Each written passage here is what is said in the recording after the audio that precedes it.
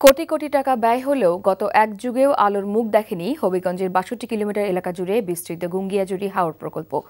যদিও অবশেষে গত বছর সমীক্ষার কাজ শেষ করেছে পানি উন্নয়ন বোর্ড।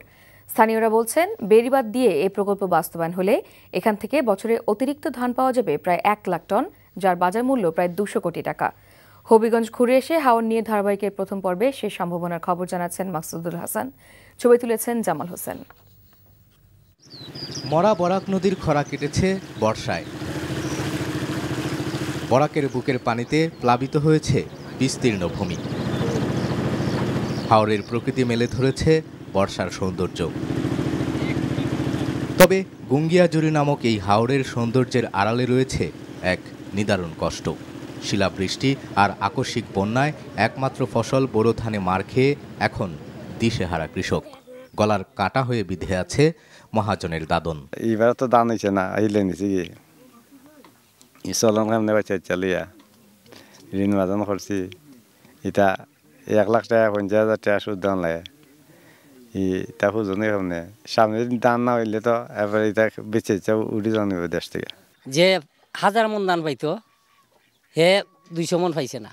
ধন্য গরিবের সব সমান হে হাওরের মধ্যে গেছি, যে সব একই। খের দ্বারা যে কেউ গিয়া শান্তি পাইব, সকলেই অশান্তি। শুধু এই কৃষক নয়, কষ্টটা একই রকম অন্য কৃষকদেরও।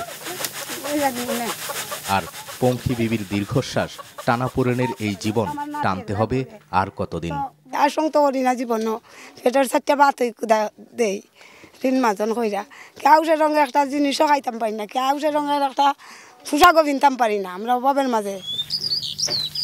এই অভাব অনটনের জীবন পাল্টাতে ১ যুগ আগে প্রস্তাব করা হয় একটি প্রকল্প। হবিগঞ্জ সদর, নবীগঞ্জ, বাহুবল, বানিয়াচং এই ৪ উপজেলা জুড়ে বিস্তীর্ণ গুঙ্গিয়াজুড়ি হাওরে প্রবাহিত নদী বিজনা এবং করাঙ্গির কারণে সৃষ্ট আকস্মিক বন্যা ঠেকাতে প্রস্তাব করা হয় বেড়িবাঁধ নির্মাণের, যা বাস্তবায়িত হলে হাওরের ২৫,০০০ একর জমি হবে ৩ ফসলি।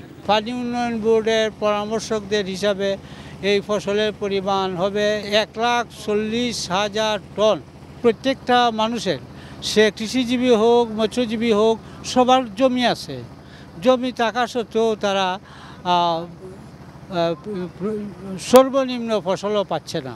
এই কারণে আমরা ৩ ফসল চাচ্ছি, যাতে এখানকার মানুষের আর্থসামাজিক অবস্থার পরিবর্তন আসে। বর্তমানে এই হাওরে মাত্র ১২,০০০ একর জমিতে চাষ হয় একটি মাত্র ফসল, বোরো ধান। প্রকল্প বাস্তবায়িত হলে হাওরের ৬৫টি বিলের মৎস্য ব্যবস্থাপনাও সমৃদ্ধ হবে বলে মনে করছেন স্থানীয়রা। সংশ্লিষ্টরা বলছেন, সমন্বিত এবং বাস্তবসম্মত পরিকল্পনার মাধ্যমে এই অঞ্চলের সম্পদ এবং সম্ভাবনাকে কাজে লাগাতে পারলেই কেবল ভাগ্যের চাকা ঘুরতে পারে পশ্চাৎপদ এই জনপদের। আর হাওরবাসীরা চান তাদের ভবিষ্যৎ প্রজন্ম যেন মুক্তি পায় তাদের এই দুঃখ দুর্দশার জীবন থেকে। Maksudul Hasan, NTV news, Habiganj.